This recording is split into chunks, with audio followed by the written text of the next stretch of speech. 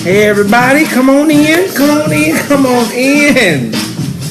This is Truth and Shade with David and Johnny. Come on in. I'm gonna build the audience for us. They building. You have to slide over. You can slide over.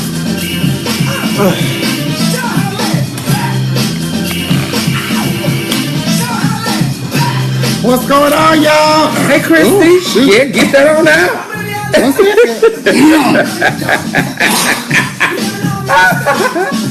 Get that on. Johnny had a frog in his throat, y'all. We're gonna wait for a couple more folks. Come on in. Yeah, honey. What's going on, honey? You're not in the fight. That's what I was saying. Let's go over. Child, put some perm in your attitude, honey. I had to put some perm in my throat. Hey, Taisha. Hey, Amy. Hello, y'all. Ooh. Oh. Child. Where you going with this remote? I couldn't turn that down. Then they gonna turn that down. Okay, honey. Well, I won't. All right, honey. Come on up through, y'all. It's Tuesday night, 9 o'clock Eastern Standard Time with Truth and a little bit of shade. This is hot. I told him don't do that. This tea is hot. I told him. We got some hot tea for you. Did you see the name of this topic of the show? What's the topic of the show? Gays in the church. All gays in the church, honey? Gays in the church. Sponsored by Kim Burrell. Pastor Kim Burrell. Praise God. You know, this story just keeps getting... It's the gift that keeps on giving. It keeps giving. Because, you know, for those of you who do not know, I'm sure everybody in the church world knows that Pastor Kim Burrell, national recording artist Kim Burrell, I told him don't put that foolishness in the microwave. But she had went on a complete rant a couple of days ago. Yeah, we gave her and we gave her the attention, you know, for what it was worth at that moment in time. We're not going to give her However, Mother was scheduled to be on the Ellen DeGeneres show and on just Thursday. like Bruno Mars, Ellen put some perm in her attitude and canceled her. She flattened her right on out. But no, we talked about Kim. If you joined us on our New Year's Eve live, we talked about Kim Burrell. Yes. I know it's a lot of. This is a lot of opinions. She said what she said. She said what she said, and I don't really have a lot to give her. She hasn't apologized, so I don't really feel like we should give her. It really was. She didn't apologize, yeah, so I really wasn't feel the need to give her. Anything. I did not hear the words "I am sorry" or "I apologize." Yeah, I didn't hear that. Out of both videos that she did to supplement the video that she, I saw a turban. A turban and edges, but I didn't hear an apology, so I really don't have that much to give her. I mean, I wish her Godspeed. I will say this: I know you had a lot to say on that one. I did. I think it's sad because ultimately she's the one that suffers from this. Yeah. This could have been a great opportunity for her. This could have let more people know who she was, because a limited people know who she is, but you know, it could have really exposed her to a greater audience. But unfortunately, she said what she said, felt how she felt, and decided to do so across her pulpit. And you know, it is what it is. She said her pulpit, her church, and Ellen said my show. You're not coming on. So that's that. But you know, I will say this: when it comes to like the topic tonight is about the gay church or just the church in general, or whatever. I'll say this: I think a lot of times that when you are in the privacy of your own church, I would say you have a right to say whatever you want to say. You have a right to say whatever you want to say. On the other hand, the people attending the church have a right not to come back. Right? Because we'll give you an example of us. So we visited a church. We won't call any names. Just go back through some of our lives and you'll see what church we visited. But we went to a church, and I was actually invited by the pastor's son. I know him, and I was invited by him. And I thought, you know, he said his father's church was very all-inclusive. And we visited, and we went the first time and got our lives, and pastor sang us happy. It was beautiful. And honey, I guess he got the Kim Burrell spirit the next time we went, honey, because he said he was ordaining some deacons, and he said, preach against the gays, honey. No. What did he say? No. He said, no, preach against homosexuality. Wait, hold on. Get it he right. was not ordaining deacons. He was ordaining ministers. He was ordaining a minister at that moment. Okay, a minister. But getting to the point, He was preaching, honey, and David was going on. David was half asleep, but he was going along with him. But David woke up, baby, when mother said, preach against the homosexuals. They're not going to like it, but preach against them. This one right here woke straight up, baby, sit up like this. Because that's not the time. That ain't Bible. For you to go on your tirade. It's not the time. First of all, if people are coming, and I'm okay with you saying and feeling however you want to feel. Mm-hmm. However, don't have them in front of your choir stand.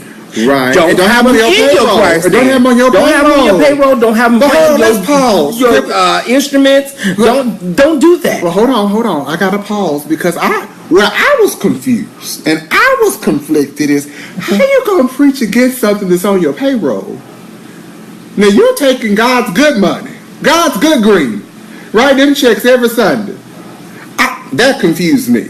Now, later on, somebody, of course, on Facebook wrote a comment about, so later on, the same church. Same church. Wrote the minister of music I just so happened to, something came across my timeline, and somebody stated, hey, I have not been to church in a long time, and I decided to go back today. And the church that I visited, the pastor said this, and it was the exact words that I heard him say when we were at the same church. So by the way, the person on the timeline, I knew what church he went to. Right, we was there. And what happened was the minister of music act like he didn't hear it. Came back to the person that said that they didn't want to ever go back to church again. Said, you know what? That's not what he said. Right. Yes, it is. Yeah, that's what he said. That's what he said. And that leads us to the point and what we're talking about today. I think that you can feel how you feel, but stand in how you feel and stand behind how you feel. It don't make it right, but stand behind how you feel. You can't sit here and tell us that this man didn't say what he said, and I just feel like because you've been his minister of music for over 20 years, and he knows who you are. That's cute. And that's not how he feels. No, you just found out after 20 years that is exactly how he feels. Yeah. About you. Yeah, and it's sad. It's very sad, and I just think that when you're in the privacy of your own home, of your own church, excuse me, you have a right to say, but when a couple of things about this Kim Burrell situation. When you have a platform, yes, okay. You do have to be careful what comes out of your mouth. That's the only thing. And again, we're gonna say it and we're gonna bury it.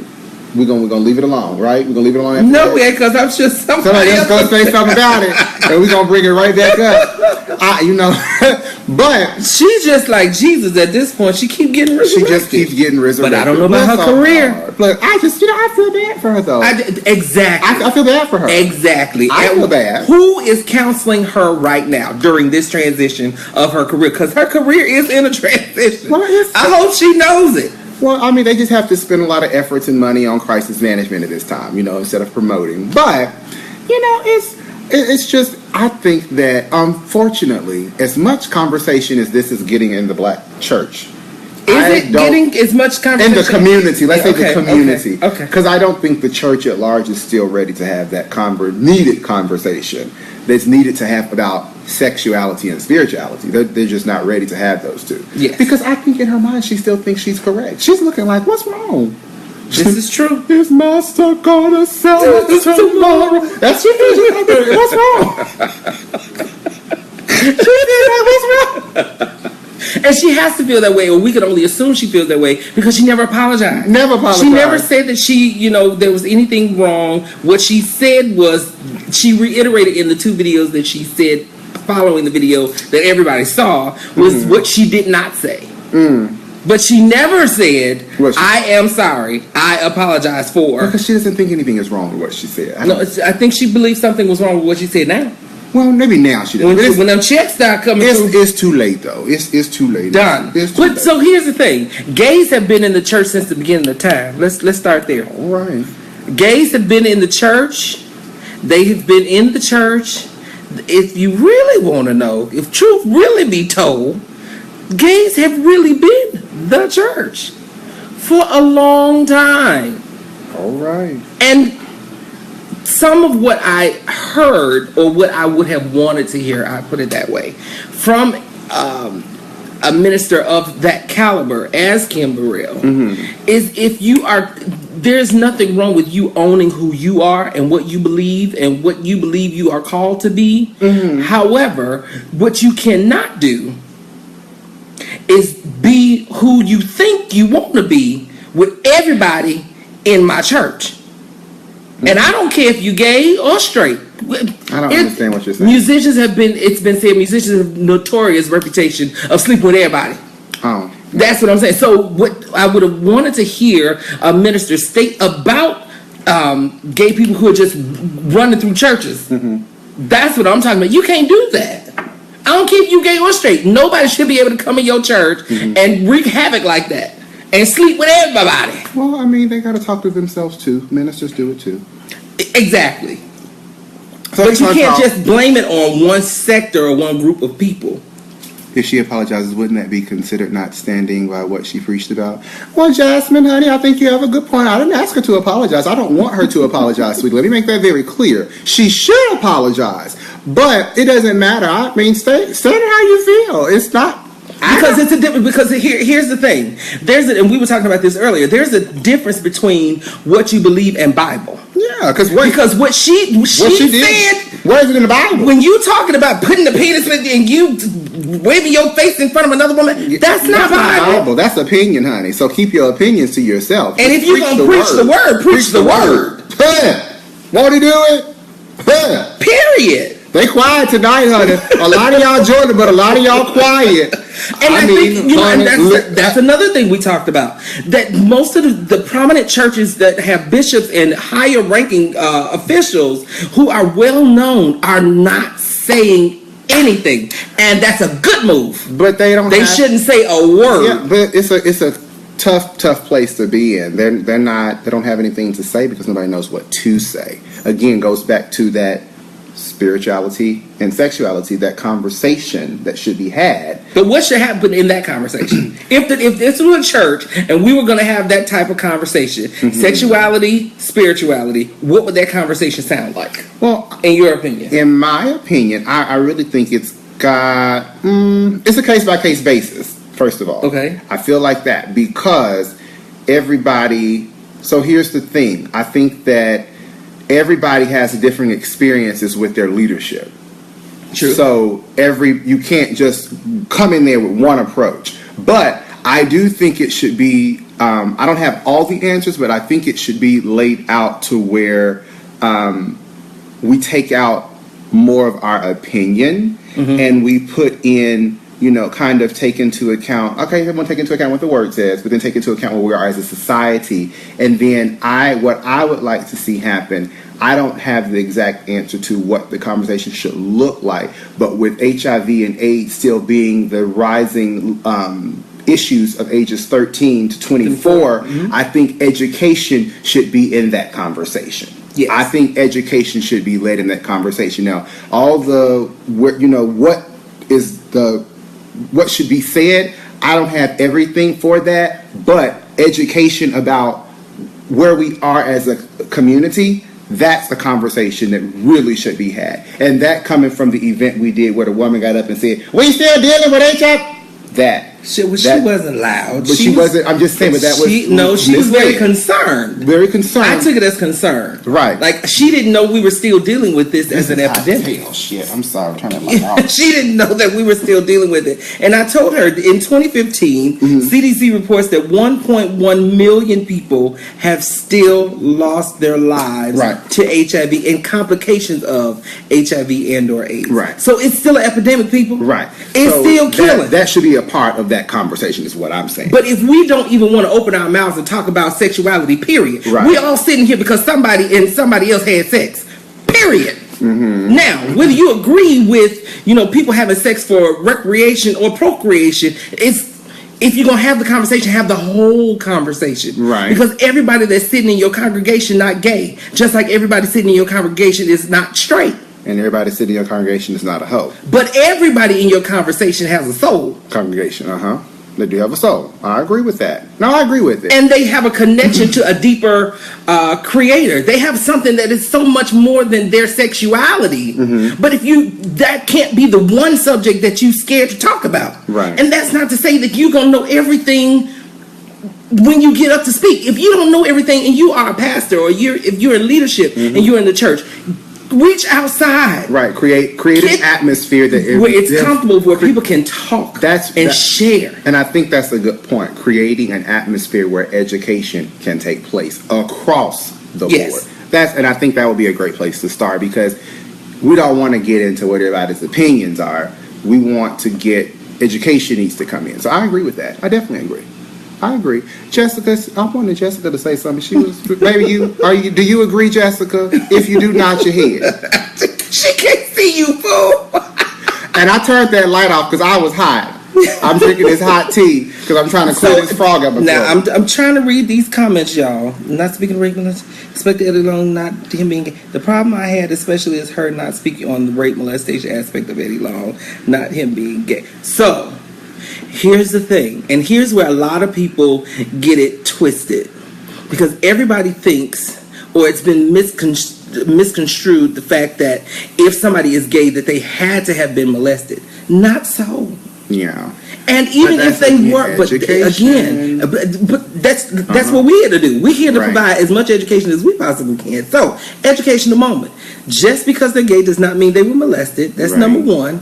And even if they were molested, if they were at an age where they were very impressionable and they were preyed on instead of prayed for, they had to have been put in a position where the person that preyed on that child, because that's a difference between an adult and a child having sex, and an adult having sex. They're two different mindsets. Right. So if you're going to talk about rape and molestation, that's about power. That's not about sex at all. So I wish there were a way to continue to have this conversation with more churches, more pastors, more people that are in leadership that are willing to be brave enough to have the conversation and let education take place. Now, everybody don't get what you spewing across the pulpit every Sunday. No. But those that do get it, they come back and tell you, hey, they encourage you to keep on going. But you would never know how much you made it influence them if you never got up there to the pulpit to speak at all. Which means if more pastors were open enough to have the conversations, the tough conversations with people that are in their congregation, and even if they had to reach outside to get some people that knew more than they knew about the subject, then they would find so many people would be like, man, I'm glad you talked about this. Hey, it may not be me that's dealing with this, but I have a friend that I've been trying to figure out how to bring this subject up with them. Or my child is dealing with things like this, and I need to know how to deal with and parent my child. Right, but it's very unfortunate, but it's the same thing. It's like mental health. People don't understand mental health, so they don't talk about it. People don't understand sexuality, so they don't talk about it. But I do agree with, just like what happened with us and a friend, the time when we were in a meeting and we were sharing with our story and talking about statuses and discordant couples and all this stuff, and somebody was like, hey, wait a minute, what did you say about that? What's discordant mean? Well, what does that mean? And then, well, what is that? And then come to find out, they were, asking for themselves. But again, if the environment, going back, you asked me earlier and I got it. It took me a little minute. Creating environments for education to take place, I think that would be beneficial across the board, because like you're talking about sexuality, especially with the churches, mental health is the same way. They don't want to talk about it. First mental health, oh God, you crazy, da da da da. With homosexuality is, oh my God, it's a sin, you're going to hell, da da da. Okay. But going back to the thing you talked about, prayed for, prayed on. Yeah, that one. So that is an issue, because too many times still in churches you have preachers preaching against something that they're doing. And I've seen that Very good friend of mine was in a service where I know for a fact that the preacher preaching against something was, involved in the same activity. And it's just that right there, that turns a lot of people it just turns them away from even entertaining the conversation. So again, going back to creating those atmospheres where full circle, everybody can kind of, I wouldn't say leadership needs to be vulnerable, but they need their own setting to be vulnerable in, to understand, but then they can come back and have that conversation with the greater parishioners. I agree. Well, how about that? How about it? So, I'm sorry, we kind of got on a little tyrant. Sorry, y'all. Hey, Tracy. We're going to say hi to some of y'all. Hey, Paige. Hey, Jill. And then, but yeah, a lot of people. Drew, why hey, Drew. Drew's sending us side eyes. And Drew, we're trying to help people. No, that ain't side eyes. That mean he looking. That mean he watching. You make God so mad. Oh, honey, I'll be shaded her. And that's another thing right there. Thank you for that example. Gays, hear me well. Everybody not talking about you. Everything is not about you. Everything ain't about us. Okay. Everything ain't about you. Well, come on. Sometimes the people just talking about what they talking about and talking to who they talking to. Well, come on through. Oh my God, y'all so sensitive. Oh, you may got y'all done killed this woman's whole career. Who killed this woman's career? Kim Burrell. Y'all done got her fired off a show she ain't even been on yet. Yeah, she can't. Now you got to be the to get fired from a show you ain't never been on. Baby, let me tell you something. I can't deal with who is this. You put it on the ministers when I'm sure there are parishioners that want no part in the discussion and leadership is afraid to lose folk. Well, thank you, Daphne. Thank you. I'll read that again. We must put it on. We put it on the ministers when I'm sure there are parishioners that want no part in the discussion, and leadership is afraid to lose folk. Well, here's where social justice comes into play, Daphne, because they don't just have a spiritual obligation, but they have a social obligation as well. That is not just about. If they just wanted to preach to souls, we'd all be dead. But you got to speak to humans, boo. That's where that saying comes from. People are so heavenly minded that they know earthly good. You can't just walk around spewing what and the Bible said. And God ain't sitting with you 24/7, boo. He ain't sitting on your shoulder everything. And I guarantee you, when it's time for you to make some decisions and on how you will relate. I'm trying to read her. Keep on. I guarantee you ain't listening to Jesus is on the main line either. Stop it. Yeah. Well, I'm good. My goodness. Well, come on, Jill. Hey. Well, that was a little heavy. Hey, but I'm glad we're able to have these kind of conversations and these kind of talks with our Facebook Live. We like to confront a variety of issues. Yes, we like to have fun and throw shade and read, but we also like to talk about issues that matter to the community at large. Not just the LGBT community. We speak to everybody. Yeah, just like everybody speaks to us. Everybody speaks to us. A lot of straight people speak to us, and we speak to them. Because they realize we're just people. Yeah, we're all just people. Yeah, and when you realize that you're just people, it's so much easier and so much better. Shady lady she is. Paris. Oh, hi Paris. How you doing?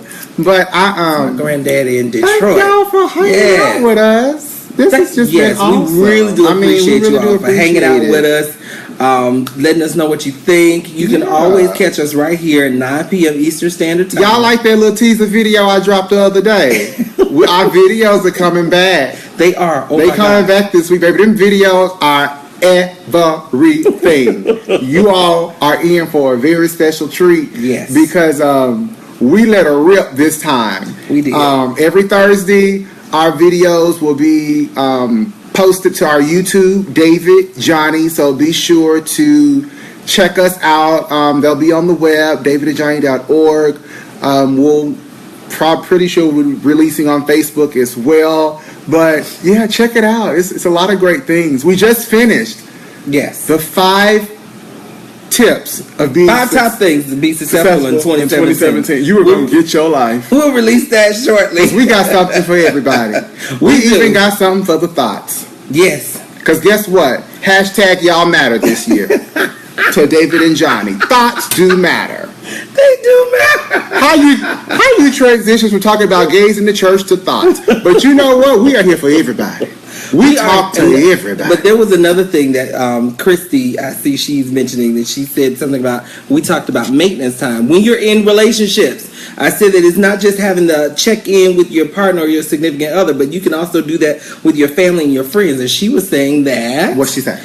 I love y'all, and I just want you all to know maintenance time with me and my kids is awesome. That's good. That's a great time in with our kids. Yeah, hey, Christy, can you let us know how old your children are? Yes, I mean, that's really good. Like, maintenance time is everything. We do maintenance time every Monday at 8 o'clock, and it works great for our relationship. Like, I am learning how to talk to him.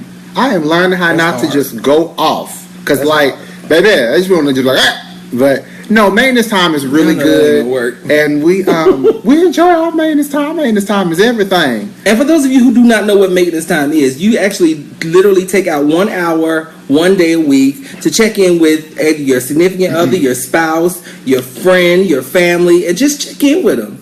Like, talk about, what you're talking about, what you think, how you feel. Like, hey, this is what I heard when I remember you said this. Absolutely. That it can keep a lot of misunderstandings at bay. A lot of them. So, Christy's kids are, oh my God, 12, 13, 14, 16, and you got all teenagers. Oh. Even that range from 12 to 19 is tough. So, if you found value in that, we really do... that's why we do this. Yeah, that's good. That's really good. We want to continue the conversation. I like that. Well, come on through. Keep on talking. We're working on. We are working on David and Johnny merchandise. Yeah. So we want insight. If we were going to do merchandise, what would you all buy? Right. What would you all buy?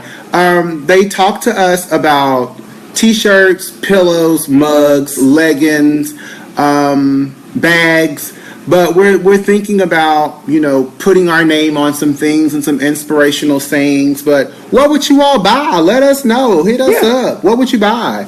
I mean, I love an old pillow and an ass to trash your t-shirt.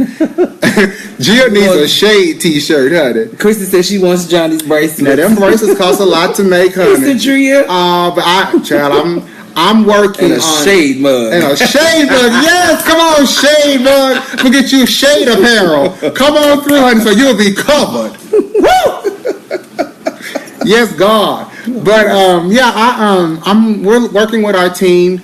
And our team is expanding, honey. God is blessing over here. And our team is expanding. What happened? LaMonica Porter Moore says, maintenance time with my sisters was a disaster. Oh, gosh. I tried. We have to try post-maintenance something help. Oh, wow. Well, then they need to go to family therapy. Yeah. Because, we're not against bringing a therapist in. Because we were in a place where we were a disaster. Yes. And we had to bring in a therapist, honey. Absolutely. David and Johnny believe in therapy, honey. Absolutely. But maybe you have to try one-on-one. Maybe not all of them. Maybe not all at the same time. A lot of strong opinions coming together. But I don't want y'all to be going at it. That ain't what it's for. And so, Paige, that's good. They have maintenance time every day. Well, and her mom. Really good. Well, come on through. Y'all better work. That's good. That's awesome. So, but I'm still looking for, what did he say? I'm not going to do this with Paris. What did he say? I need my brakes fixed. What does that mean? That's not the maintenance time we're talking about, boo. Oh, God. Oh. Now, you can't be blind, too. I'm a blonde over here, honey. But you can't be blind. That's not what... That's not the type of maintenance we're doing. I'm dead. I can't do it. No. I can't. But a lot of people be asking what I be drinking. I'm drinking tea today. I'm either drinking tea or sparkling water. That's what I'm drinking. Ain't nothing in that cup. It's gone now. It was gone when you just put it up to your mouth. No, it's gone now. You didn't even go. I did. Well, y'all, I'm in my Corona hat. Child, I was rushing to maintenance time tonight, honey, but Nevertheless, I'm here. This is not maintenance time. Oh shoot! This is truth and shame. I was rushing to get it. I'm just all confused. But we've enjoyed hanging out with you all. Yes, so hang out with us again next week, Tuesday. Now listen, we finna leave because I have a very important show to watch and I want to get to it. I want to see what that them Harringtons is doing on Tyler Perry's Have and Have-Nots. Don't judge me. Don't judge me. Don't judge. Don't judge me. Well, you all be sure to catch our video, Let Big Beards Go, Thursday on YouTube. David and Johnny, it'll be on Facebook too. But that video is going to get your life, and we love you all for watching, and bye. Bye.